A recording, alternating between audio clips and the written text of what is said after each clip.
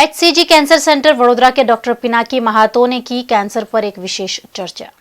नमस्कार, VNM के इस विशेष सेगमेंट में आप सभी दर्शकों का स्वागत है। 7 अप्रैल को वर्ल्ड हेल्थ डे हमने मनाया और इसी उपलक्ष्य में VNM आपके लिए लेकर आया है वर्ल्ड हेल्थ डे सीरीज, जिसमें अलग अलग बीमारियों पर रोजाना आपको जानकारी देने की कोशिश हो रही है। आज जिस बीमारी पर हम बात करने वाले हैं वो है कैंसर, एक गंभीर बीमारी जिसका नाम सुनते ही अक्सर हम डर जाते हैं, लेकिन अब मेडिकल साइंस के पास कैंसर की आधुनिक काफी सर्जरी अवेलेबल है, जिसके चलते कैंसर जैसे लाइलाज जो बीमारी है उससे भी हम कहीं ना कहीं किसी हद तक निजात पा सकते हैं। चर्चा में आज मेरे साथ जुड़ चुके हैं डॉक्टर पिनाकी महातो, HCG कैंसर सेंटर में जो consultant medical and paediatric oncologist है। डॉक्टर साहब, स्वागत है आपका। नमस्कार। कैंसर सर एक ऐसी बीमारी जो नाम सुनते ही कहीं ना कहीं पेशेंट तो डर ही जाता है, साथ ही साथ उसके परिवार वाले हैं वो भी डर जाते हैं।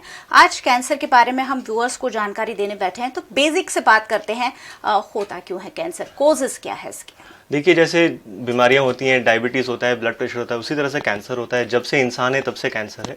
ये बेसिकली हमारे जो बॉडी के सेल्स हैं उनका एक अनियंत्रित वृद्धि होती है और एक अनियंत्रित फैलाव होता है जो शरीर के अलग अलग भाग में फैल जाता है। कैंसर कोई एक बीमारी नहीं है, ऐसे 200 टाइप के अलग अलग कैंसर्स होते हैं। इन जनरल हम बताएं तो 6 तरह के कैंसर्स होते हैं। सबसे कॉमन जो कैंसर होता है उसे हम कार्सिनोमा बोलते हैं, जो शरीर के लाइनिंग ट्रैक्ट में से होता है, जो स्किन बाहर का लाइनिंग ट्रैक्ट है और मुंह के अंदर, जबान के अंदर से लेके नीचे तक स्तन में, फेफड़े में, पेट में जो लाइनिंग ट्रैक्ट होता है उसको हम कार्सिनोमा बोलते हैं। दूसरा जो कैंसर होता है वो मसल्स एंड बोन्स में होता है, जिसे हम सार्कोमा कहते हैं। इसके अलावा जो WBC काउंट होता है, सफेद कण होते हैं, उनका जो कैंसर होता है उसे हम ल्यूकेमिया कहते हैं। जो लिम्फ नोड्स में से कैंसर आता है उसे हम लिम्फोमा बोलते हैं। एक हड्डी के अंदर एक सेल्स होते हैं, प्लाज्मा सेल्स, उसमें से माइलोमा होते हैं, और कुछ मिक्स टाइप ऑफ कैंसर्स होते हैं। सो 200 तरह के कैंसर्स होते हैं। 200 तरीके के कैंसर्स। और इंडिया में कौन से कैंसर्स ज्यादातर पाए जाते हैं? देखिए, इंडिया में सबसे कॉमन अगर हम देखें तो पुरुषों में मुंह का कैंसर सबसे कॉमन है। इसके अलावा फेफड़े का कैंसर एक कॉमन कैंसर है, और पेट का, अन्न नली का कैंसर और कोलॉन का कैंसर कॉमन है। और स्त्रियों में देखा जाए तो स्तन का कैंसर, गर्भाशय के मुख का कैंसर, अंडाशय का कैंसर और पेट का कैंसर कॉमन है। और ऐसे कौन से कैंसर है जो बच्चों में, बड़ों में, यानी कि मेल, फीमेल और बच्चों में सब में देखे जा सकते हैं? देखिए, बच्चों में जो कैंसर होते हैं वो थोड़े अलग तरह के कैंसर्स होते हैं। बच्चों में हम जनरली ब्लड कैंसर देखते हैं, ब्रेन ट्यूमर्स ज्यादा देखने को मिलते हैं, और लिम्फोमा जो मैंने बताया, लिम्फ नोड का कैंसर होता है, वो ज्यादा देखने को मिलता है। बड़ों में जैसे मैंने बताया ये कॉमन कैंसर्स है। सबसे ज्यादा हमारे देश में अगर देखा जाए तो मुंह का कैंसर सबसे ज्यादा है, बट इस साल जो आंकड़े आए हैं उस हिसाब से स्तन का कैंसर सबसे ज्यादा कॉमन कैंसर बन चुका है। और कैंसर जब होता है, बहुत तरीके की मीथ हमारे सामने आते हैं, तो क्या मीथ्स होते हैं जिसे जानना बहुत जरूरी हो जाता है? काफी सारे मिथ्स हमारे सोसाइटी में प्रेवलेंट है, क्योंकि ये डरावनी बीमारी है। सबको लगता है कि कैंसर लाइलाज है, कैंसर यानी कैंसल हो जाएंगे। इस वजह से काफी सारी गलत मान्यताएं हैं। एक जो मैं काफी बार देखता हूं, जो मरीज मुझे बताते हैं या उनके रिलेटिव्स मुझे बताते हैं कि ये छूत की बीमारी है कि नहीं, तो ये बात हमको बहुत जरूरी पता होनी चाहिए कि ये हमारे कोष की बीमारी है, ये हमसे किसी और को नहीं हो सकता है। अगर आप कैंसर के जो पीड़ित दर्दी हैं उनके साथ बैठते हैं, उनके साथ खेलते हैं, उनके साथ एक ही थाली में खाते हैं, तो उनको कैंसर नहीं होने वाला।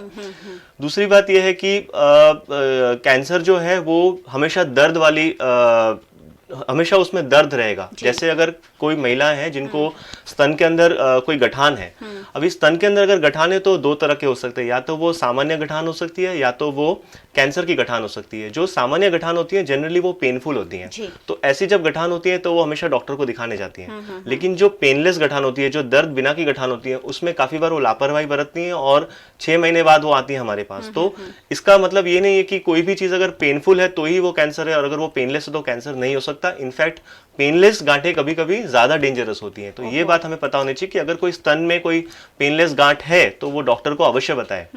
गांठ के अलावा और कौन से ऐसे लक्षण होते हैं जिससे हमें पता चले कि कैंसर हुआ है?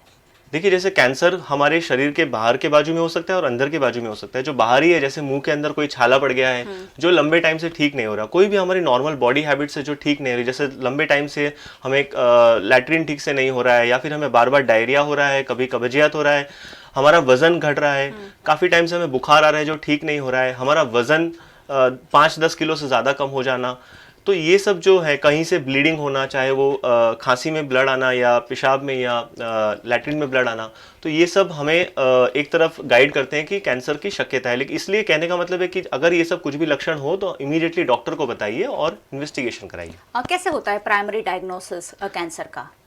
कैंसर का प्राइमरी डायग्नोसिस सबसे पहले तो डॉक्टर जांच पड़ताल करते हैं। जैसे मैंने बताया कि अगर कोई विजिबल कैंसर है तो हम उसमें से बायोप्सी करते हैं। अगर वो कोई बॉडी के इंटरनल पोर्शन में से कैंसर होता है तो हम उसका इमेजिंग करते हैं। इमेजिंग हम सीटी स्कैन कर सकते हैं, एमआरआई कर सकते हैं, पेट सीटी नाम की एक इन्वेस्टिगेशन भी होती है जो हम करते हैं, और इसमें जो दिखता है उसके हिसाब से हम उस जगह में से बायोप्सी किया जाता है और उससे हम कैंसर को कन्फर्म करते हैं। चलिए, एक बार अगर पता चल गया कि कैंसर है तो ट्रीटमेंट क्या अवेलेबल है मेडिकल साइंस कैंसर के पास? का इलाज काफ़ी चेंज हो गया है। आज से 10-15 साल पहले कैंसर के इलाज बहुत ही कम, दवाइयाँ भी बहुत कम थी और बहुत सारे कैंसर्स में क्योर रेट 30-40% से ज़्यादा नहीं थे। लेकिन आज अगर हम अर्ली कैंसर डिटेक्ट करें तो ऑलमोस्ट 70-80% ऐसे कैंसर्स हैं जिनमें हम क्योर कर सकते हैं।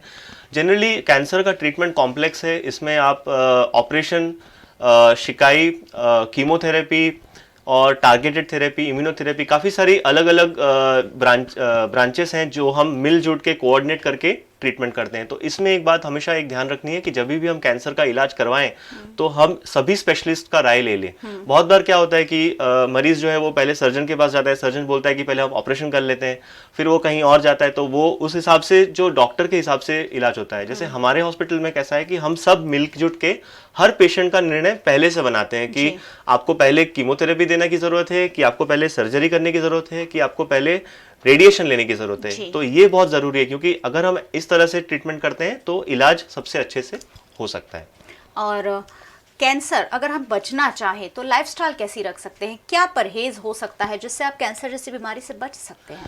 सबसे ज़रूरी है कि जो बैड हैबिट्स हैं, जैसे कि टोबैको का सेवन करना, वेदर वो स्मोकिंग हो या फिर वो स्मोकलेस टोबैको मतलब गुटखा, वो सब खाना, उसे हमें बंद करना चाहिए। शराब अगर हम नहीं पीते हैं या फिर पीते हो तो बहुत ही मॉडरेशन में, बेस्ट है तो नहीं पीना।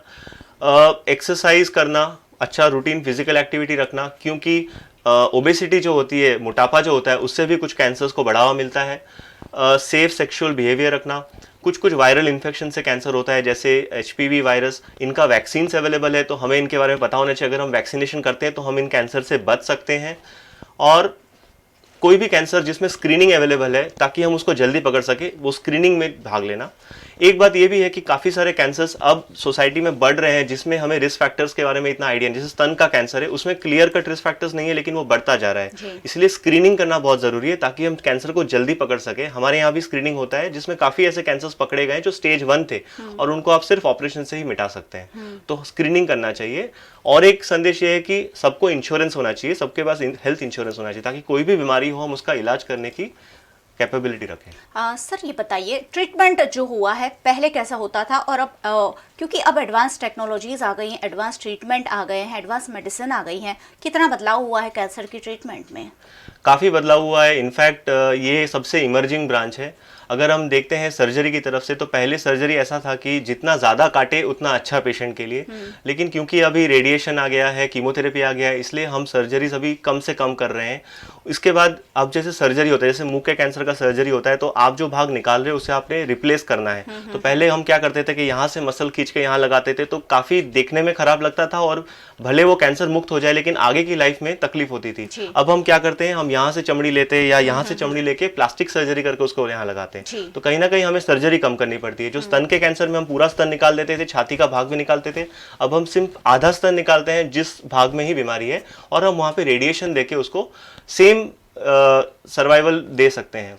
तो इस तरह से काफ़ी सारे ऑर्गन्स, जैसे बोलने की जो लैरिंग्स है, वॉइस बॉक्स है, उसका जो कैंसर होता है उसमें हम रेडिएशन देके ही उसको मिटा सकते हैं, हमें सर्जरी करने की भी ज़रूरत नहीं। तो कहीं ना कहीं ये सर्जरी में हमें एडवांस मिली है। रेडिएशन में नए नए टेक्निक्स की वजह से हम लोग जो सराउंडिंग जो नॉर्मल टिश्यू है उसमें रेडिएशन ना जाए और साइड इफेक्ट ना हो, उसकी काफ़ी एडवांसेस हुई हैं।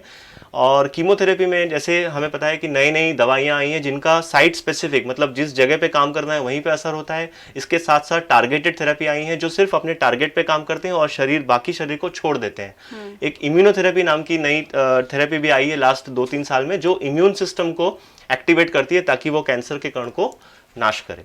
और बच्चों के कैंसर की बात कर रहे थे, तो बच्चों का कैंसर भी क्या इसी ट्रीटमेंट से ट्रीट होता है कि उनके लिए कोई और ट्रीटमेंट्स हैं? देखिए, सबसे पहले तो ये बहुत मानना मुश्किल होता है कि बच्चों का में भी कैंसर हो सकता है, लेकिन बच्चों का कैंसर एक थोड़ा अलग तरह का ही व्यवहार रहता है उसका।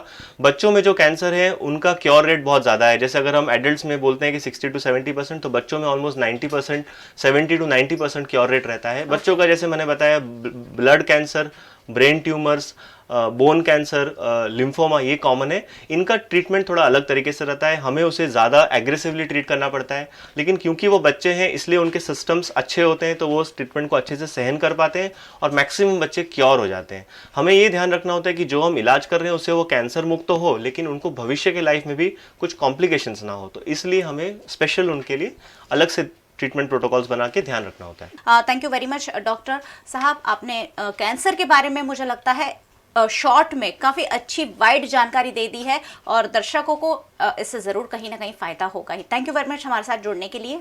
धन्यवाद। ये थे डॉक्टर पिनाकी महातो, जो HCG कैंसर सेंटर में consultant medical and paediatric oncologist है और आज हमारे साथ कैंसर की बीमारी की जानकारी देने के लिए जुड़े थे।